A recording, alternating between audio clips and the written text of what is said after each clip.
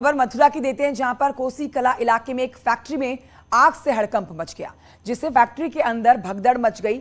बताया जा रहा है कि बॉयलर के पास वाले हिस्से में अचानक से आग लग गई, जिसकी सूचना मिलते ही फायर ब्रिगेड की कई गाड़ियां मौके पर पहुंची। कड़ी मशक्कत के बाद आग पर काबू पा लिया गया। गनीमत रही कि आग बॉयलर तक नहीं पहुंच पाई। हालांकि आग पर काबू पाने से पहले लाखों का सामान जलकर राख हो चुका था।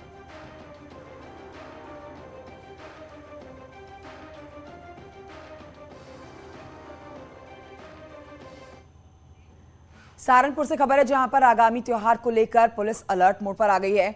मुहर्रम को देखते हुए पुलिस अधिकारी ने नगर में पैदल मार्च किया है। मुहर्रम में निकलने वाले ताजिए के मार्गों का देर रात डीआईजी सहारनपुर रेंज और एसएसपी ने पैदल भ्रमण किया। सुरक्षा व्यवस्था का जायजा लिया गया। इस दौरान क्षेत्र के लोगों से शांति बनाए रखने की अपील भी की गई है।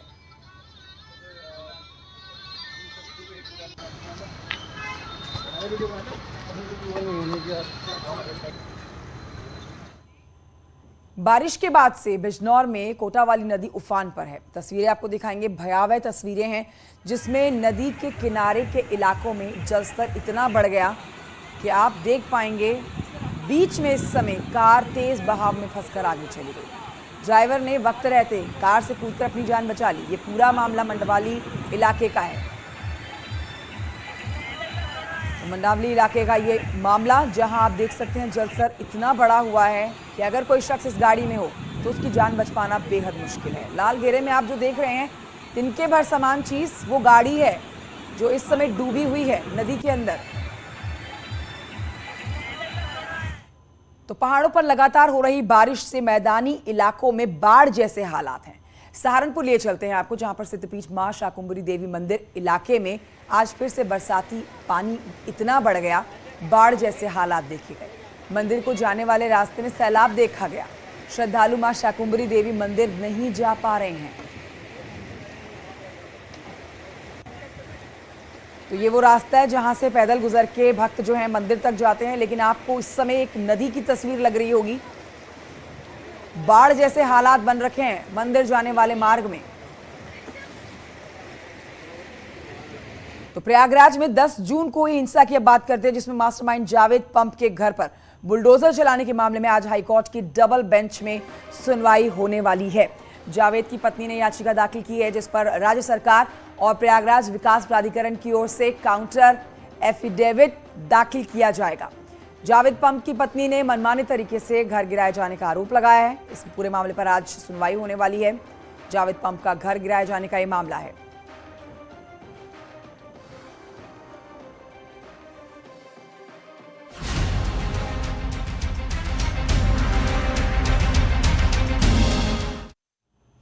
तो देखिए, आज सीएम योगी गोरखपुर दौरे के दूसरे दिन पर हैं। मुख्यमंत्री योगी सुबह गोरक्षनाथ मंदिर में जनता दरबार लगाने के बाद मदन मोहन मालवीय प्रौद्योगिक विश्वविद्यालय परिसर में आयोजित रोजगार मेले का निरीक्षण करेंगे।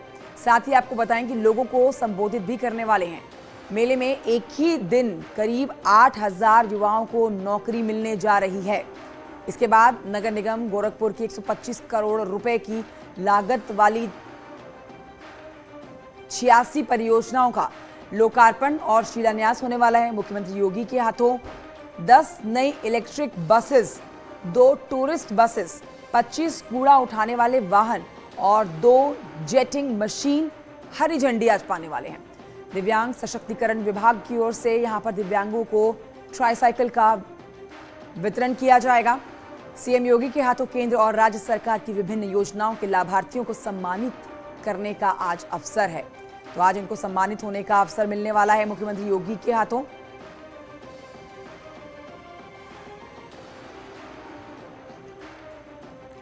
तो गोरखपुर में सीएम योगी ने कल नाग पंचमी के मौके पर शिव साधना की। आपको दिखाते हैं उनकी शिव साधना की तस्वीरें। मुख्यमंत्री ने गोरखनाथ मंदिर में भगवान शिव का रुद्राभिषेक किया, पूजा अर्चना की गई। पूजा अर्चना करने के दौरान की तस्वीरें आपके सामने हैं। तमाम पंडितों के बीच में मंत्रोच्चारण के बीच मुख्यमंत्री योगी आदित्यनाथ कल नाग पंचमी के मौके पर रुद्राभिषेक करते हुए नजर आए गोरखनाथ मंदिर में।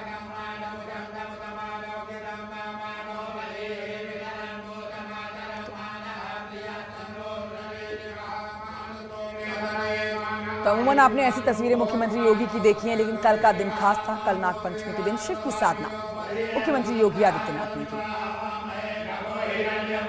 और आइए बढ़ते हैं आगे। इस समय एक बड़ी खबर आ रही है लखनऊ से, जहां पर बिजली विभाग के एग्जीक्यूटिव इंजीनियर रहे ओपी राम गिरफ्तार कर लिए गए हैं। फर्जी यूजर आईडी से 2 करोड़ 33 लाख रुपए हड़पने का आरोप है। 1596 उपभोक्ताओं का बिजली बिल कम कर विभाग को चूना लगाया गया है, ये भी बड़ा आरोप है। 2015 में आजमगढ़ में तैनाती के दौरान की थी धोखाधड़ी। पासवर्ड रीसेट करने के नाम पर यह धोखाधड़ी की गई। साइबर क्राइम की टीम जांच के बाद गिरफ्तार कर चुकी है।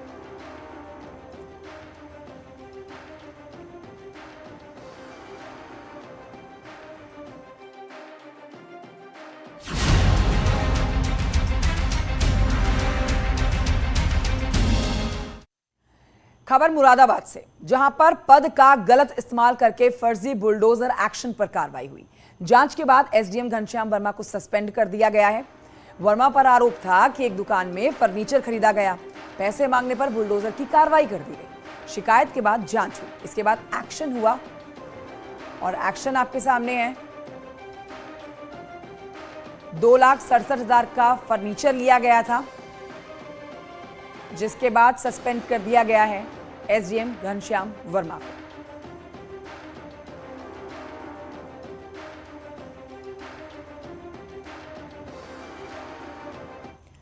अगली खबर झांसी से है, जहां पर सीपरी बाजार थाना क्षेत्र के ग्वालियर रोड पर ओवरलोड वाहनों की चेकिंग के दौरान एआरटीओ की टीम को डंपर से कुचलने की कोशिश की गई है।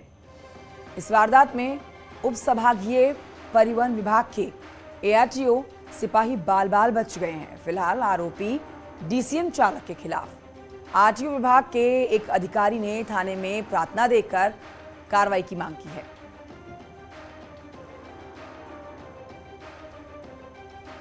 एक्चुअली क्या है कि मैं झांसी ग्वालियर बाईपास से गुजर रहा था। हमारे साथ हमारे परिवर्तन सिपाही सुरेश कुमार, और अचानक से मुझे एक डीसीएम दिखती है दूसरे साइड पे, जिसमें सरिया गाड़ी के बाहर निकला हुआ है। तो और वो हमें प्रथम दृष्टया ओवरलोड भी प्रतीत हुआ। 6 चक्का गाड़ी थी। तो मैंने अपने सिपाही को कहा कि आप गाड़ी घुमाइए और इस गाड़ी के प्रपत्र चेक करिए। जब गाड़ी घुमा कर हम ले गए और उसके प्रपत्र चेक किए तो गाड़ी ओवरलोड। वाहन चालक ने उस समय कोई प्रपत्र नहीं दिखाई, तो हमने उस वाहन को आगे बढ़वाने के लिए उसको बोला।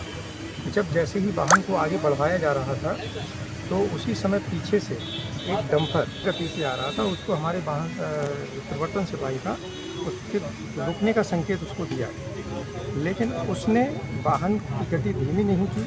तीव्र गति से उसने उस परिवर्तन चालक को भी कुचलने का प्रयास किया।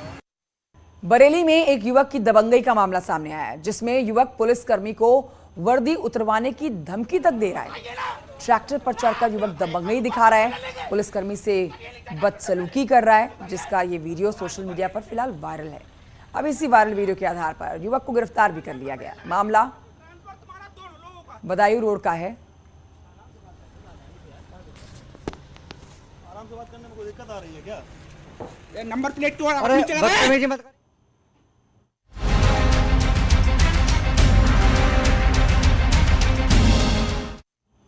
अब एक डरावना सच आपको बताते हैं जो दहेज प्रथा से जुड़ा है।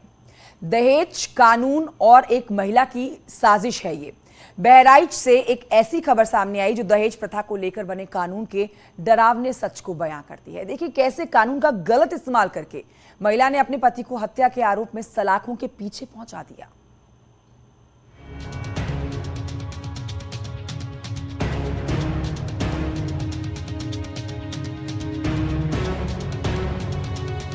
पति से धोखा, मौत वाली साजिश। जिंदा महिला की मौत के आरोप में जेल। 13 साल बाद जिंदा मिली महिला। पुलिस की गिरफ्त में खड़ी ये महिला महीनों पहले मर चुकी है। पुलिस की थ्योरी में, कोर्ट की फाइलों में, दुनिया वालों की नजरों में भी मर ही चुकी है। और तो और इस महिला की मौत का दोषी पति महीनों जेल में गुजार चुका है, क्योंकि कोर्ट से अपनी ही पत्नी के आरोप में पति को 10 साल की सजा हुई थी। लेकिन महीनों बाद अचानक महिला जिंदा हुई तो कहानी में नया ट्विस्ट आ गया। जनपद बहराइच में एक पुलिस की लापरवाही से एक युवक को 1 साल की जेल काटनी पड़ी। मामला रामगांव थाना क्षेत्र के जमापुर गांव का है। आपको बता दें यहाँ पे एक 13 साल पहले एक विवाहिता अपने ससुराल से अचानक गुम हो गई थी। ससुराल वालों की तहरीर पर पति समेत 3 लोगों पर हत्या और दहेज का मामला लिखा गया था, लेकिन 13 साल बाद वो जो गायब हुई महिला है वो अचानक गांव में आती है और गांव के लोग जो हैं उस महिला को पकड़ के पुलिस वालों को दे दिया है। मामला बाराबंकी जिले के रामगांव थाना इलाके का है। दरअसल ये महिला 13 साल पहले अचानक गायब हो गई थी। महिला के ससुराल वालों ने पति समेत 4 लोगों पर दहेज हत्या का मुकदमा किया। कोर्ट ने पति को दोषी मानते हुए 10 साल की सजा सुनाई, साथ ही 17,000 रुपए जुर्माना भी लगाया। इतना ही नहीं, पति करीब 11 महीने तक जेल में रहा, लेकिन जेल से बाहर आने के बाद भी पति ने पत्नी की खोज बंद नहीं की। इसी दौरान उसे पता चला कि महिला जिंदा है और अपने जीजा के घर रह रही है, जिसके फौरन बाद पीड़ित पति महिला के ठिकाने पर जा पहुंचा। अब पुलिस ने महिला को गिरफ्तार कर जेल भेज दिया है। वो मुकदमा चार्जशीट आई, मुकदमा चला, उस मुकदमे में इनको 10 साल की सजा। चालान हुआ तो करीब 6 महीने जेल में रहे और उसके बाद जब अपील हुई, अपील में इनकी जमानत हुई। अपील हाई कोर्ट में हुई, अपील हाई कोर्ट में हुई लखनऊ में, और उसमें इनकी जमानत हुई। उसमें भी जमानत छूटने तक 5 महीने सजा में रहे। 17,000 रुपये जुर्माना भी हुआ था। महिला के मिलने से पति की मुश्किलें भले ही कम हो गई हों, लेकिन ये मामला दहेज हत्या और उससे जुड़े कानूनों पर सवाल उठाता है। सवाल ये कि आखिर कब तक बिना जांच के दहेज के नाम पर बने कानून का दुरुपयोग होता रहेगा।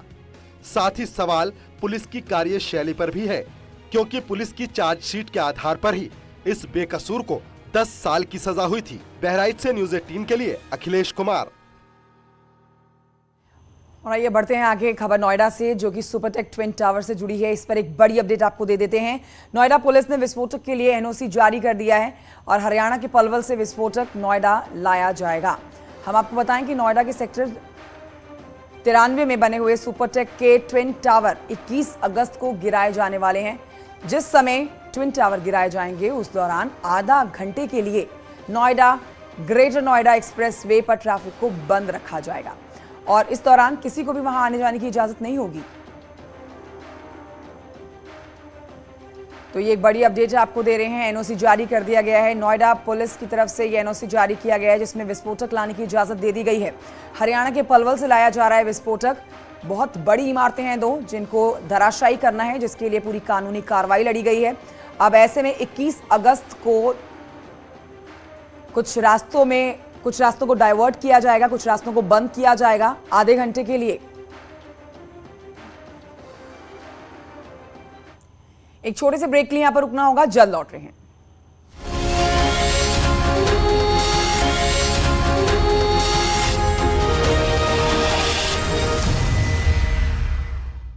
Welcome back. अब आपको बताते हैं कि दिल्ली में घर घर तिरंगा अभियान के तहत तिरंगा यात्रा निकाली जा रही है। तिरंगा यात्रा निकाले जाने के दौरान की तस्वीरें आपके सामने सीधी दिल्ली से आ रही हैं। इस मौके पर केंद्रीय मंत्री स्मृति ईरानी और केंद्रीय मंत्री अनुराग ठाकुर तिरंगा यात्रा में हिस्सा ले रहे हैं। ये तस्वीरें आप देख रहे हैं।